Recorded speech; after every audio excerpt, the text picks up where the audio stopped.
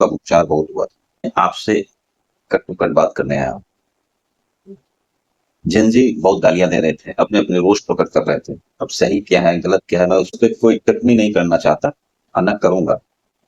वो आप खुद ही समझदार है मैं क्या।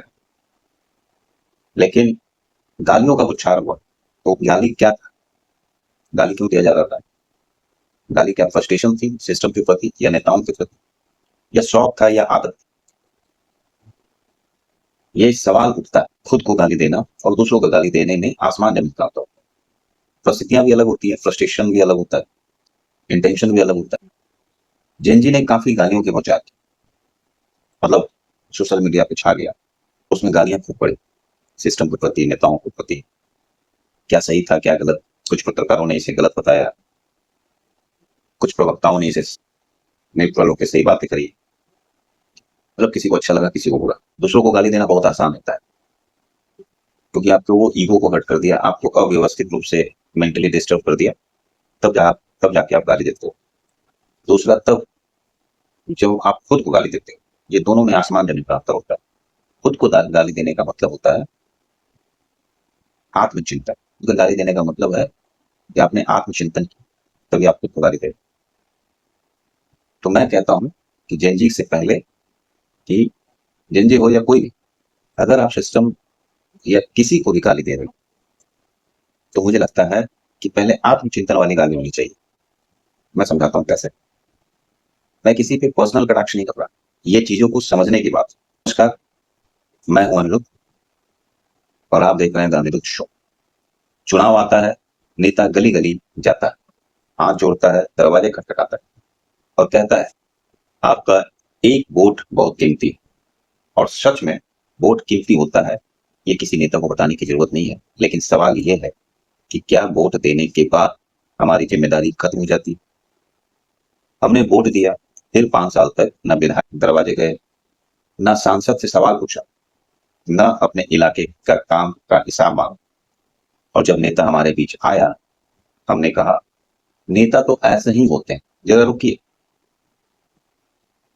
क्या लोकतंत्र सिर्फ नेता की परीक्षा होती है या वोटर की कोई परीक्षा नहीं होती। जब कोई नेता चुनाव से पहले बड़े बड़े वादे करता है और बाद में उसे भूल जाता है तो उसे सवाल करना चाहिए। लेकिन अगर हम सवाल ही नहीं पूछेंगे तो जवाबदेही आएगी कहां से। और एक कड़वी सच्चाई और है कि कुछ लोग नेता के करीब रहने को ही अपनी ताकत समझने लगते हैं।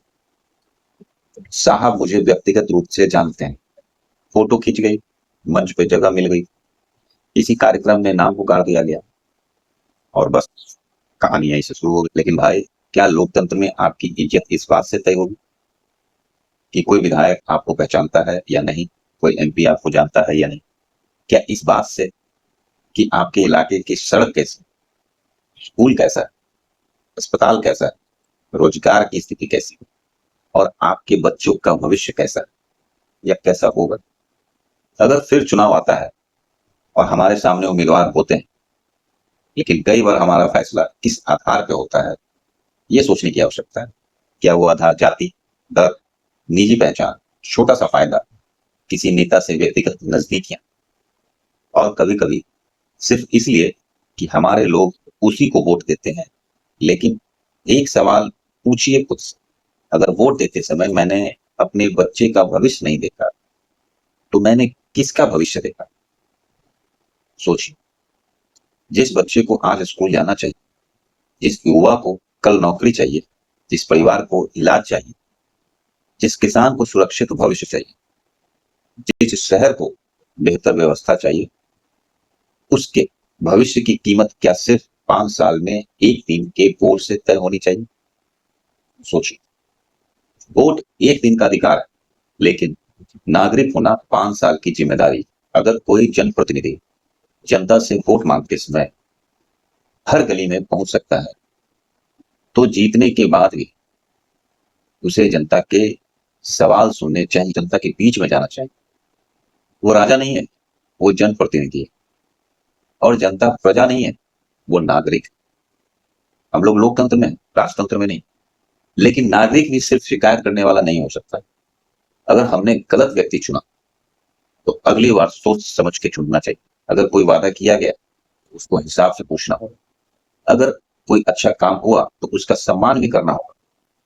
अगर कोई गलत हुआ तो सवाल भी करना होगा, बिना डर, बिना नफरत, बिना अंधे समर्थन के।